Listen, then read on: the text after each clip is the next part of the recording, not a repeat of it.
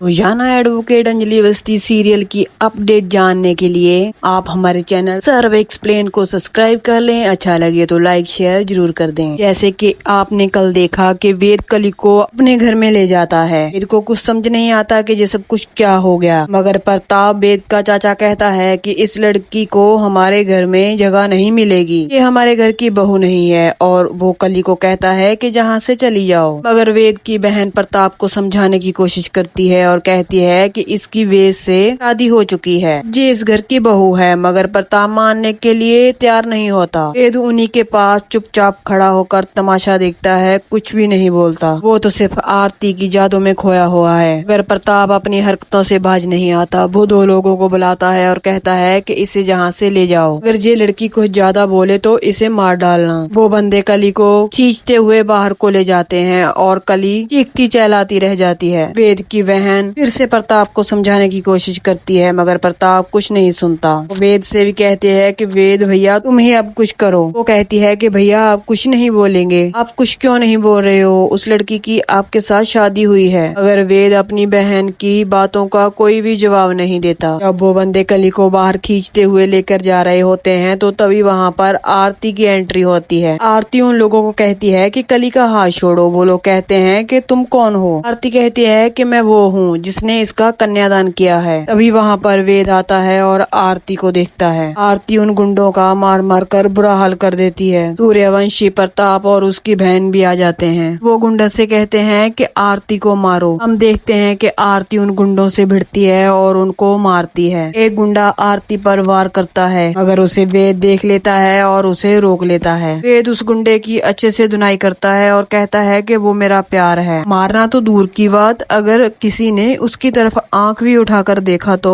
मैं यहाँ पर खून की नदियाँ बहा दूंगा। सूर्यवंशी वेद को रोकने की कोशिश करता है, मगर वेद के सर पर खून सवार होता है। वो उनकी भी बात नहीं सुनता। वेद आरती की तरफ देखता है और कहता है कि तुम प्यार हो मेरा। अगर आरती उसे कहती है कि अगर सच में आप मुझे इतना प्यार करते हो तो आपको कली की हिफाजत करनी होगी। वो कली का हाथ पकड़ती है और वेद के हाथ में हाथ पकड़ा देती है और कहती है कि आपको इसकी रक्षा करनी होगी। अगर आपने मुझसे थोड़ा सा भी प्यार किया है तो ये बात मेरी माननी होगी। आरती वेद से कहती है कि आपको मुझसे वादा करना होगा, आप कली की हिफाजत करेंगे, इस पर आंच भी नहीं आने देंगे। वेद कहता है कि आज मैं तुमको जुबान देता हूँ, मैं इसको कुछ भी नहीं होने दूंगा और इसकी हिफाजत करूंगा, लेकिन एक और भी जुबान देता हूँ, मैं इसको पत्नी के रूप में कभी भी स्वीकार नहीं करूंगा। मगर आरती कली का हाथ पकड़ती है और उसे अंदर ले जाती है। कली का गृह प्रवेश होता है। आरती वेद से कहती है अगर इस पर कोई भी जुर्म किया आप लोगों ने तो फिर इस घर में पुलिस आएगी और FIR दर्ज होगी। मैं आप लोगों को कोर्ट तक लेकर जाऊंगी, ये मेरा आप लोगों से वादा है। वेद और उसकी बहन उसकी बातों का कोई जवाब नहीं देते और आरती वहाँ से चले जाती है। वेद आरती से इतना प्यार करता है कि उसके ख्यालों में ही खोया हुआ होता है। वो अपने कमरे में आ जाता है। वहीं पर आरती भी अपने बीते हुए पलों को याद करती है और जा रही होती है। वेद कली को अपने पास बुलाता है और आरती की फोटो दिखाता है। वहाँ पर प्रताप भी आ जाता है और वेद अपनी बहन से कहता है कि संदूर लेकर आओ। प्रताप वेद से कहता है कि जी क्या कर रहा है तू?